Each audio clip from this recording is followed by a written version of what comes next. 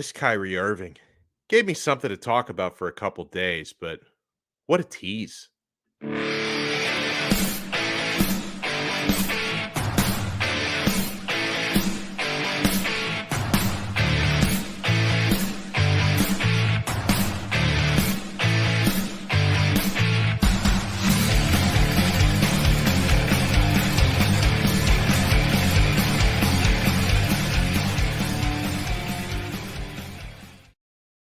Oh, it is. It is. Another episode of Donno Daily here on the 5 Reasons Sports Network. I am Alex Donno, taking you for the next, 40 minutes or so. Huge shout out to everybody who's in here.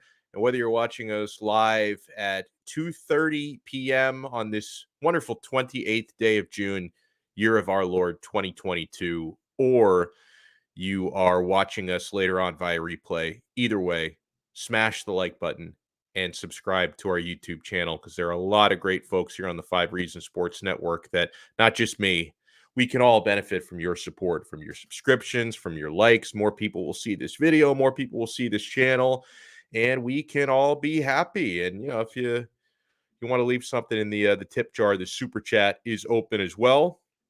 Hello to Big Dan 305. Hello to Craft Master Productions. Hello to Carrie. And yeah, Carrie, we're going to be talking about this throughout. We're going to be joined in less than 10 minutes by Brady Hawk. Brady Hawk 305, hardest working man on the 5 Reasons Sports Network. Carrie writes in, no Beal, no Wall, no Irving. No problem. Now, I do trust Pat Riley. But yeah, Kyrie Irving, kind of a tease, right? And Woj really had us thinking like he was going to opt out of 36 plus million. So Kyrie, not only did Kyrie opt in, but based on the way it's being reported, he's definitely staying in Brooklyn. Like he opts in. He's not, opting out of 36 million to go play for the mid-level exception in Los Angeles or anything like that. So he's fully committed to getting his money, and supposedly he's fully committed at least one more year with the Brooklyn Nets. And so, yeah, for a few days now, we have been thinking about the possibilities. What could it take if you even want him? Because a lot of you didn't. I am of two minds with this when it comes to Kyrie Irving. I love the possibilities on the court. It's a whole nother bag of issues that comes with that guy off the court. But bottom line is he's not going to be our problem because he's staying in Brooklyn. John Wall, we were talking just recently as on yesterday's show about, him getting that buyout, which he did get from Houston, but that it was either going to be, he was considering the Los Angeles Clippers or the Miami Heat. He's signing with the Los Angeles Clippers. And yeah, Bradley Beal is another one. He's expected to sign the 5-year Supermax with the Wizards, $248 million. Oh, Lord, that's a lot of money. Oh, man. Supermax will bump his first year salary to $42.7 million. Like, can you even imagine making that kind of money for 1 year of work? 42.7 million. Like it sounds stupid when you say it, right? It's like a lot of us will not. I think I'm pretty safe in assuming, unless there's some of you in here who are very wealthy. If so, hit up that super chat the way that Alex M just did. Thank you so much. My money don't jiggle, it folds. So yeah, I don't know if Alex or anybody in here is like silly wealthy, but yeah, a lot of us will not ever see 42.7 million in our entire lifetime. And Bradley Beal is about to make that for just the first year of the Supermax that he's going to sign. So all of this, I think your first impulse, and hey, we're still a couple days away from free agency even opening, right? But when you thought about all the possibilities of potential players who could arrive via trades or sign in trades, and now a few of these options appear to be completely off the table, it could potentially make this summer a little bit more boring than we'd hoped from a Miami Heat standpoint.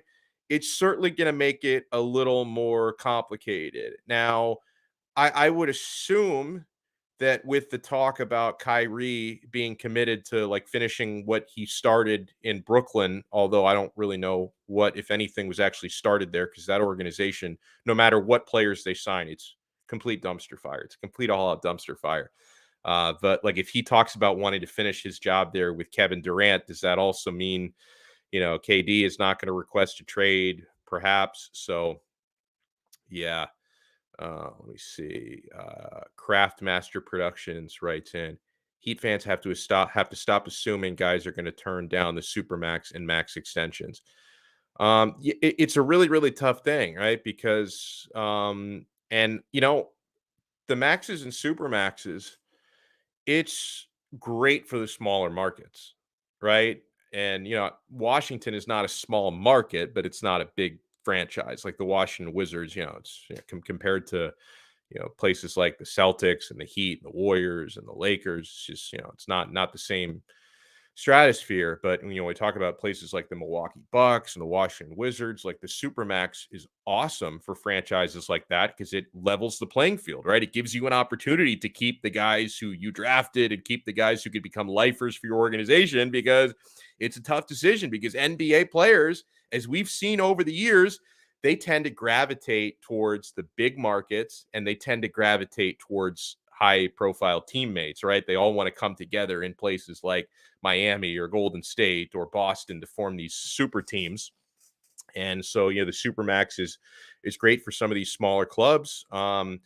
Jason Jones writes in, no chance we get Donovan Mitchell. Well, that's one of the things that I'm absolutely going to ask Brady Hawk about when he comes on, because, when you talk about narrowing down your options and players you thought might be available in trades or demand trades who aren't demanding trades, and then there were only a few left. And listen, there are still some possibilities out there that could really, really help the Miami Heat. So hello to Jason Jones. Thank you for coming in here. Hello to Big Dan 305. Hello to Lewis Jones. What up? We'll be all right. Trust the process. Yeah. And you know what? Honestly, if the worst case scenario would be, for the most part, running it back, I mean, not even the same exact roster, because we have to wonder what's going to happen with PJ Tucker, because he's heavily rumored to the Philadelphia 76ers. We talked to Ethan Skolnick yesterday. We know the Heat definitely want to keep PJ, but he could be out of town. And this is a team that didn't have a whole lot of continuity last year, yet still finished number one seed in the Eastern Conference. And you still have those what ifs. I don't want to sound like I'm making excuses, because I do think this Heat team needs to upgrade from last year. And I do think there are tweaks, if not serious tweaks, that need to be made. But let's not forget, we are talking about a team that, as constructed last year, despite long absences from people like Bam, people like Tyler, Jimmy, Kyle Lowry had all that personal stuff going on. Despite long absences from some of your most important players, you still finished with the number one seed, and you got to game 7 of the Eastern Conference Finals. So it's not like this team as constructed was far off. And Jimmy Butler was stupidly locked in the playoffs. I mean, wow, what performances we got from Jimmy Butler. And that's part of, honestly, that's part of why, because Jimmy entering his mid-30s, that's part of why we feel so much urgency to get a whale, right? Isn't that why we feel so much urgency? Like, Pat Riley's got to go out there like Captain Ahab, and he's got to harpoon that whale. You know what I've been thinking about? I don't know if you guys ever had to do this for school. I've never read the book Moby Dick. That, I guess it was not required reading for me growing up, or maybe it was, and I just didn't read it, because I'm not going to say I read every book that I was assigned to read growing up, but I reference Moby Dick sometimes. Never read it. I have no idea. Did he get the whale? Spoilers. But did Captain Ahab, did he ever spear Moby Dick, or did Moby Dick get away? I don't even know how it ended. Like, because if I'm thinking Pat Riley is like Captain Ahab, he's out there in the whaler and he's trying to like harpoon Donovan Mitchell. Does he get him or not? I don't even know. Oh, Rob Morgan writes in, I have no issue with Beal getting his money like most of us would. However, do not look into the camera and say you seriously believe you can win in Washington. Yeah, right.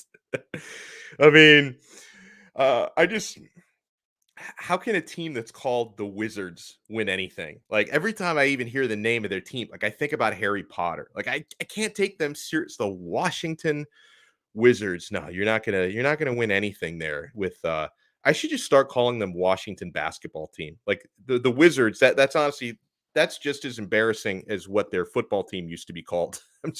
Washington basketball team. You cannot win there. Yeah, I agree, Van Lee. The Kyrie news was so inflating. One thing's for sure about Kyrie, and that's nothing's for sure. Just when you thought he definitely wants out, and listen, even if he did want out, we were starting to think it was the Lakers or bust. So I wasn't even that confident in the last 24 hours about the Miami Heat. But just when you thought Kyrie was getting out of Brooklyn, he ends up staying in Brooklyn. It's unpredictable, that guy. Marcin Gortat looked like an actual wizard. Never forget. And that was one of the many Heat killers. Marcin Gortat from Poland.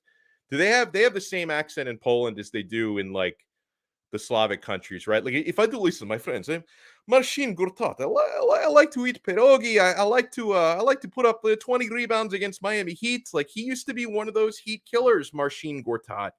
That was a guy that used to haunt us in our nightmares. Telling you, I'm going like Wizards. It's such an embarrassing name for a franchise. I'm going to start calling them Washington basketball team. I am offended by the term Wizards. I think it's offensive to Muggles out there to call them the Wizards. I'm going to start calling them WBT. All right, we're joined here by hardest working man on the Five Reasons Sports Network. Brady Hawk is with us. He's all over it. FiveReasonsSports.com. Five on the floor. Brady's breakdowns. Brady, how's your afternoon treating you so far? It's going good. Thanks for having me back. Of course, man. And I know the next few days coming up are going to be very busy for you tracking free agency and all that. So, all right, let's talk about potential trade options that appear to be off the table. We'll start with Kyrie Irving. Now, I know a lot of the noise before he, decided to opt in. Now, opting into 36 million, I don't think should surprise too many people, but he also seems committed to actually staying there in Brooklyn to finish out his deal. Was that a surprise to you to find that out? Because I think a lot of people felt like he was going to get out of there, maybe go to Los Angeles or be an option for the Heat, and he's staying in Brooklyn. Yeah, anything involving Kyrie Irving should never be a surprise. Like even when he says something, it goes in the opposite direction where everybody's basically reporting that he's going to go, like you just said, LA, Miami, go somewhere else, opt out, go there. And the last thing everybody expected was him to do the exact opposite of what he said, which is should have been on par with the usual Kyrie Irving things. I thought it was kind of a possibility when you look at the Kyrie Irving as a basketball player. There's two elements to this. There's like the off the court stuff, which is probably a higher than 50% of Kyrie Irving as a player. And then there's Kyrie, the basketball player, which when you talk about fit and everything, it makes a whole lot of sense. It almost lures you into doing it. My take on it beforehand was that if Pat Riley in the front office was interested, like signed off on it and said, okay, we feel like we can deal with this stuff off the court, then I think you go all in. But obviously he's off the table now. He goes back to Brooklyn. Which also means another guy that was being thrown out there, Kevin Durant, is basically off the table for a lot of these teams. So it just like changes a whole lot of dominoes, I guess, that we're beginning to fall. Yeah, and reports Bradley Beal, who he can't quit Washington. He's going to sign the Supermax. It's like this guy for it feels like a decade. It's been rumored, Bradley Beal's going to leave Washington, but no, he's reportedly expected to sign the 5-year Supermax and just make some absolutely silly money. So that's another one that Heat fans have kind of dreamed about over the years, who seems off the table. And John Wall ends up with the Clippers after he gets bought out, so he's off the table as well. Yeah, we'll be having the Bradley Beal discussion next year too. Like it's just the annual thing. It's like a holiday. Like you have to talk about Bradley Beal possibly coming to the Heat and talk about how it elevates the team, but ultimately stays loyal and goes back to Washington. It's just the usual thing. And when you brought up the number before, like when you put it in that context, like people talk about winning championships, like at that point, like it's hard to deny that and just say you want to go win. Like you're winning at life when you opt into that contract. Yes. So aside from that, the John Wall thing was a little bit more likely, I'll say. Like it just felt like they were aligning the Clippers and Heat to John Wall. But when you look at the current Heat roster, I don't know if there's a spot for John Wall at this exact moment. Yeah. Like it makes a ton of sense if you ship out Kyle Lowry in a specific trade, or maybe Gabe Vincent if there was a sweetener that you had to add and you have to throw Gabe in. I think it makes a ton of sense. But at this exact moment, it makes much more sense for John Wall to fit in with that Clippers team. It was just has a ton of depth, kind of similar to Miami, but. Being a third string point guard, I guess, in Miami wasn't as enticing. So I don't think that one is as big of a loss. But the thing is with the Kyrie Irving, the Bradley Beal stuff, like it's not like the Heat are missing out on this stuff. Like they have no control over this. Like they don't have control I know, but it still feels like they're missing out on something. I don't know. It's a weird thing. It does. But it's just like we can't sit here and like label it as if they're just like striking out. It's like they haven't even been able to go up to bat yet. Like they haven't even had their chance to throw their pitch at so many of these guys.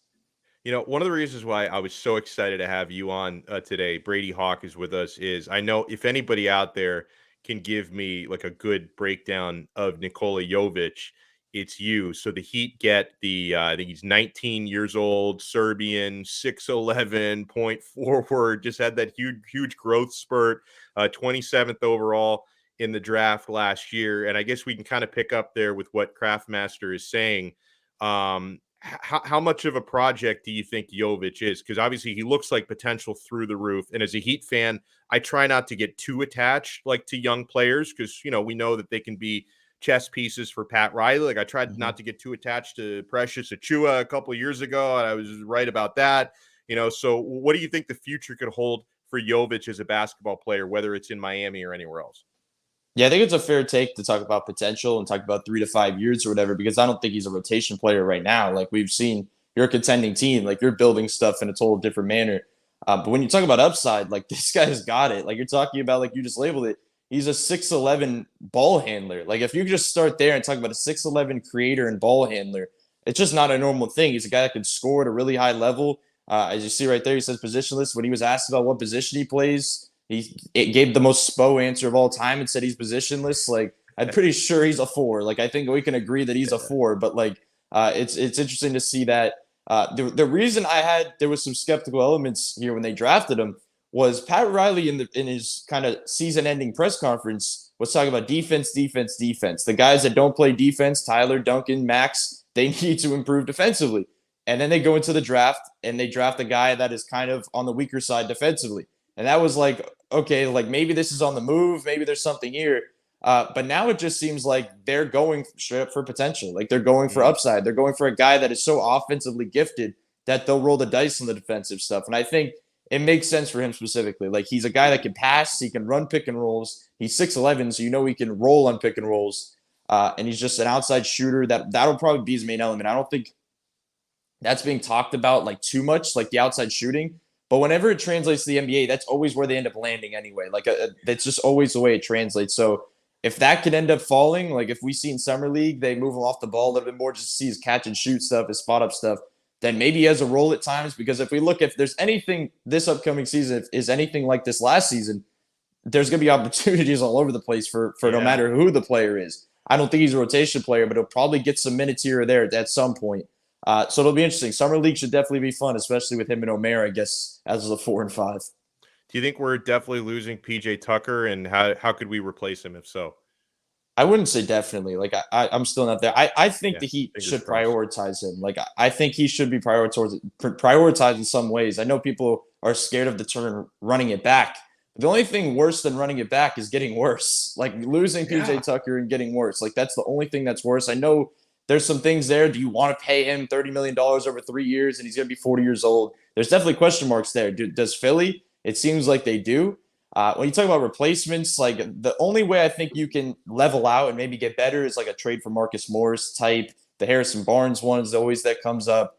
I know there's Otto Porter that gets thrown out there, but I think that's just like a backup version of like you want to find depth for PJ Tucker if you bring him back. Like kind of the Jay Crowder, Andre Iguodala dynamic from a few years ago. That's kind of where I see that.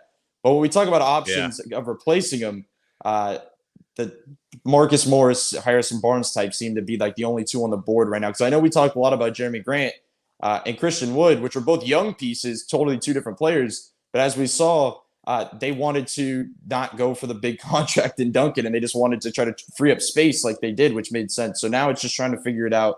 And now it's just figuring out what's next after PJ. But I think first you have to kind of pinpoint what you're doing with PJ Tucker, I guess, coming up. So what are the big things? Because, we've talked about a lot of players that could have been maybe available in trades who are not.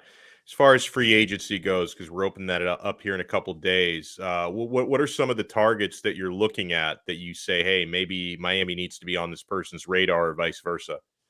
It's really weird because I don't think there's like this certain player that they're going for. I think it's more of player build, and they have to eye their own free agents first, like because they have so many on the market. They have to figure out what their team is going to look like. What are they going to bring back Victor Oladipo, who was just sitting there? if they don't want to bring him back, can they operate in a sign and trade to try and get something back? There's the PJ Tucker thing that we just talked about. There's the Caleb Martin thing to figure out where he lands. There's so many of their own elements. So if they feel like they're going to lose one of those guys, then a certain position is kind of prioritized in free agency, and that's when the discussion will start. But I think in terms of position, I think they're going to possibly eye like a cheap backup big, like they would Dwayne Dedmon a few years ago, try to find somebody like that, because I think Dedmon's Heat tenure is probably coming to an end here. I think they're going to get somebody to maybe battle it out with Omer. Like, I know a lot of people want to see Omer, but I think they're going to get like a veteran type just to see if he can win that spot over him. And they still need a third string backup big, I guess, in that point either. So a lot of front court stuff. The guard stuff is always going to come down to the big trades. Like when you talk about landing a Donovan Mitchell or the Bradley Beals and Kyrie Irvings that we were discussing before, that's all happening through trade and giving your assets up. Free agency and the smaller stuff around the edges with the Duncan trade and just straight up cap, that's all front court stuff. Udonis Haslem back on the roster next year? Because I'd be very concerned if he wasn't. He's the glue that holds it together.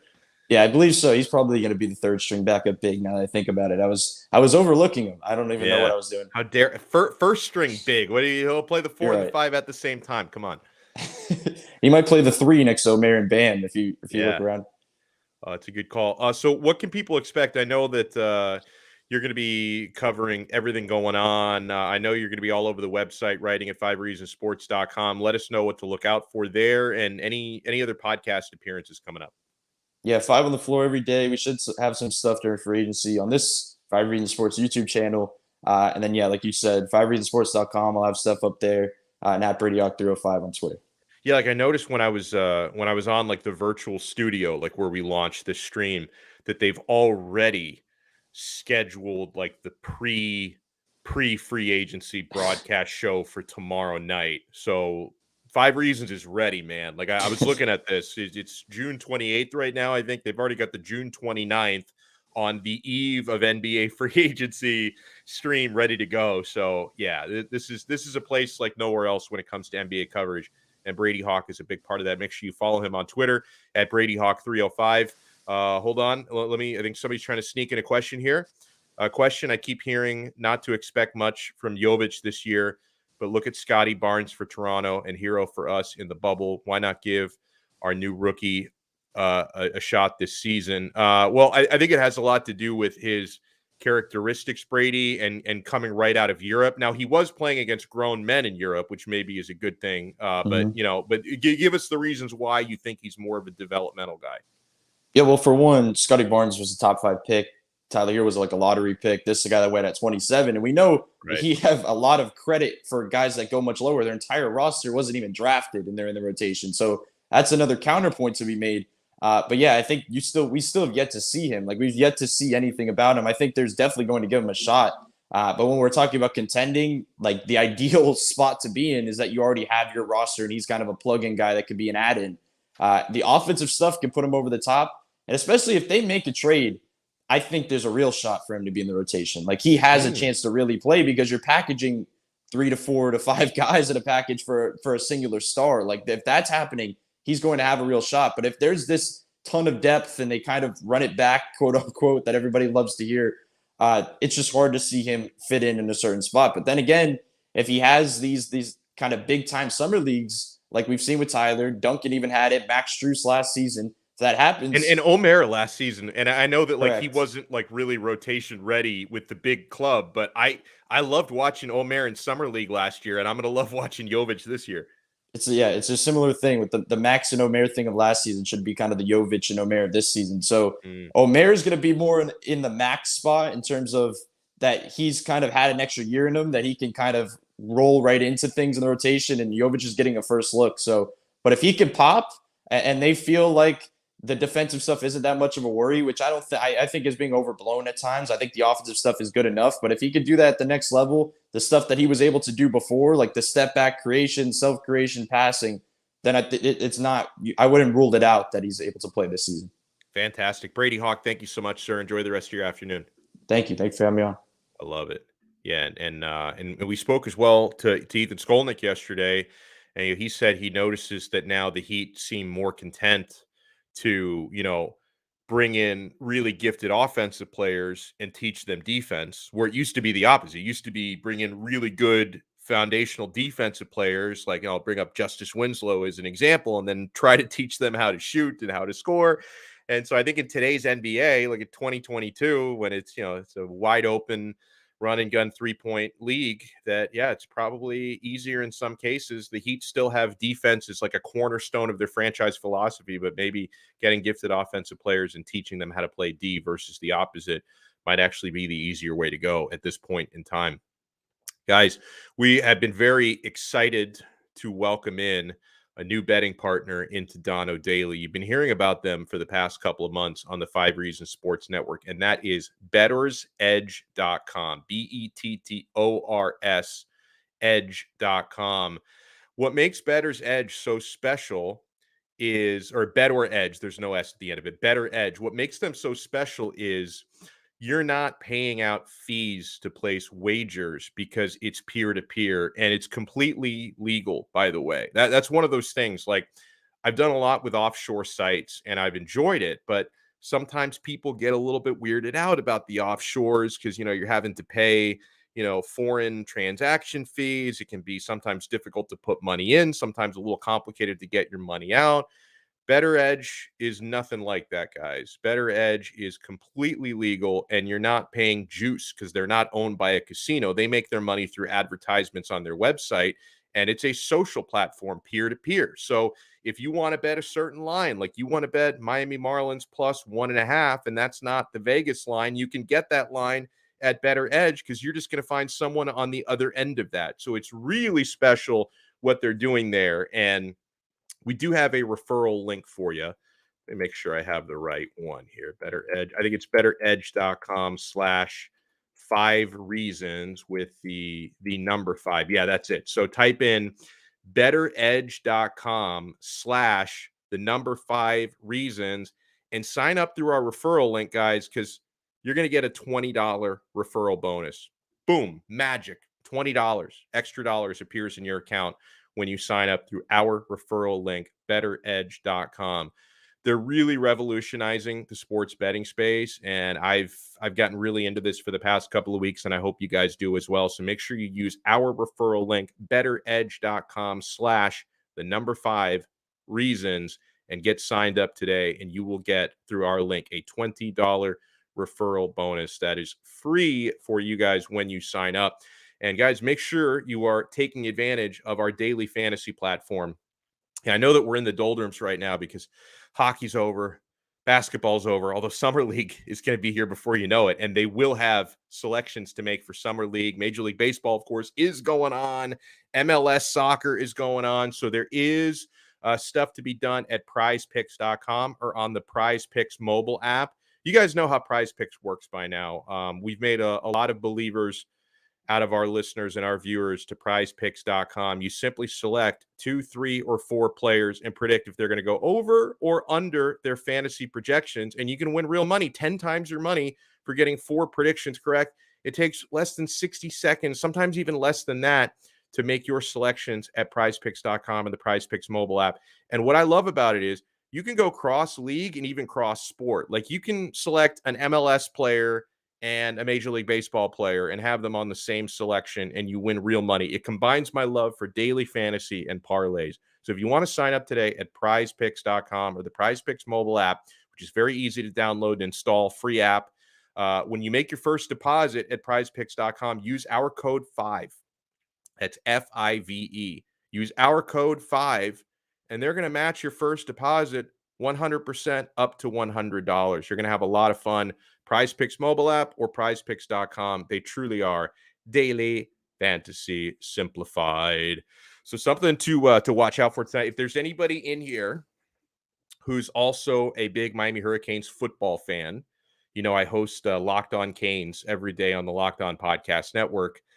In about 3 hours, we're going to find out if Ray Joseph is committing to Miami or not. 4-star wide receiver, Miami Edison Senior High, was recently committed to Clemson, decommitted from Clemson because everyone's getting off that Dabo Swinney ship these days, it seems like. And he's got a relationship with Jaden Rashada, who just committed to Miami, the 4-star quarterback a couple of years ago. So Ray Joseph would be a huge get for the class of 2023. So I will be watching tonight to see whether or not Ray Joseph commits to the U. And we certainly will talk about that for better or for worse. And I think he is going to commit to Miami, by the way. I may have just mushed it. But I think he is committing to Miami. So we'll talk about that on tomorrow's Locked On Canes, and we'll talk about it on Donno Daily as well. Brooklyn Rob writes in, a new gambling partner. Do they know about the mush donations you make? That's why they wanted me, Rob, because they know I'm going to fund their entire operation. They're going to love you because they know I'm going to be on there all day. But the thing is, like, they don't. That's actually what makes Better Edge different, is they don't profit off of me losing money. They just profit off of me spending all day on their website, because they actually make their money through the ads on their site, not from people losing money, because they don't take any juice. Like, you don't have to bet like minus 120 or minus 110. It's pretty cool the way they do it. But yeah, they are well aware of my mushing tendencies. Someone, I think it was David, who said, I think he might have said it to me on Twitter, not in the live chat, but he said, you mushed Kyrie Irving. He might be right, because we talked about Kyrie yesterday. We talked a lot about the possibility of Kyrie to Miami, and then he's staying in Brooklyn. So that one's on me.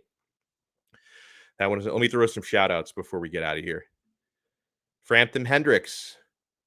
I see what you did there with your name. Big rock and roll fan here, clearly. That's the problem. PJ will play in Philly. Surely Pat will make a move. Yeah, that's a good point, right? It would be bad enough because you get worse if you lose PJ Tucker. But if you lose him to a direct conference rival who you're probably going to see in the playoffs several times in the next few years, for as much longer as PJ Tucker plays in this league, you're going to meet him once or twice again in the playoffs. Yeah, you don't want to lose him to a direct rival. That's for sure. So thank you, Frampton Hendricks, for tuning in. Roberto Sideshow Bob Olaniel, thank you. This is Miami Heat fan. We don't need to blow up this team. We need to try and trade for John Collins, sign JaVale McGee, and sign a 3-and-D guy like Wesley Matthews. I like the way you're thinking three-dimensionally. Like, instead of thinking of like one, whale to just fix everything, there are ways to solidify the roster without a complete revolution. I prefer the shiny objects personally. I prefer a full-on revolution of the roster, but I appreciate the way you think, and it's probably a little bit more realistic the way you think. Hello to Jesse Acero. Thank you so much. Miami needs a shooter like Mitchell. Him and Jimmy would be fire. I would agree with that for sure. Take a little trip with me. He was listening or watching on Tobin and Leroy today. You guys tell me how bad this actually was. So I'm co-hosting with Leroy Horde for most of the week while Tobin's out of town.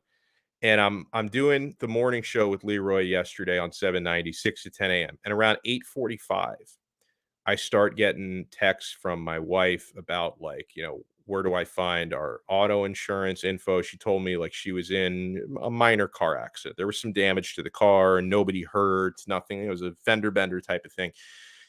She and my 4-year-old son were in the car. And so, I'm like, during the show, I'm multitasking. I'm like helping her find like our Geico, policy and all that. And like, I'm like, hey, I'll come out and help you, after the show. I'm done at 10. Right. And I revealed this to Leroy and the gang, and they're like, dude, forget the show. Just leave the show. Go out there. Like, you need it. When she told you it was okay, that was code. She didn't mean it. She meant get out of here as soon as possible. But from where I'm thinking, like, I'm filling in, I'm hosting the show. I've got a job to do. Nobody's injured. Her and my son, thank God, were fine. It was not a serious accident. I'll come help you guys out after the show. And that's what I did. And yeah, Leroy was right. She wasn't too happy about that. I've been married 10 years. You'd think I'd know better by now, but I think it'll be all right. I've done worse. I've done worse and gotten away with it. So, but thank you for asking. Take a little trip with me.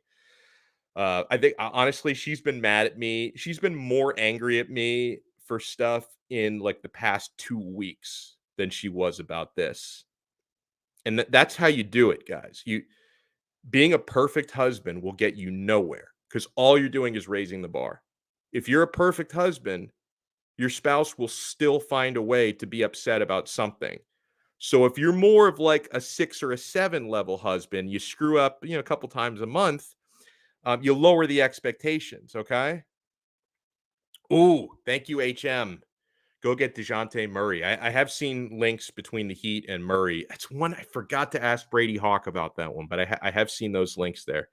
But yeah, take a little trip. He understands. Like, if as a husband, if you're a 10 all the time, if you're just the perfect husband, you get her flowers every day, breakfast in bed, all you're doing is raising the bar for yourself. If you're a 6 or a 7, you keep the expectations real. And thank you, Brooklyn Rob. The show must go. I wasn't going to leave Leroy high and dry at 8:45 to go out and see. There was nothing I could have done. There's a fender bender. Nothing I could have done out there.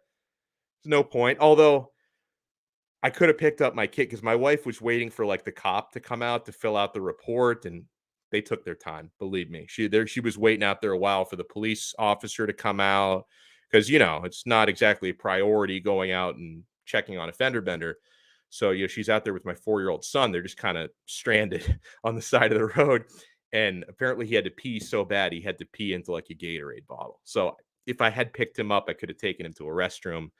That would have been good. That was actually one of the reasons why she was mad at me. And yeah, it is beer o'clock. Thank you. And thank you again for the super chat, HM. I appreciate you.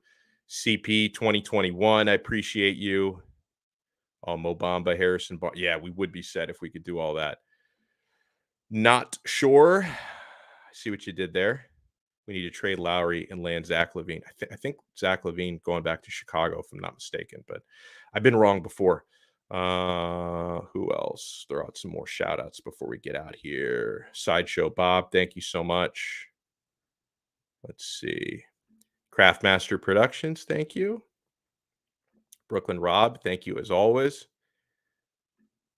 Van Lee, thank you so much.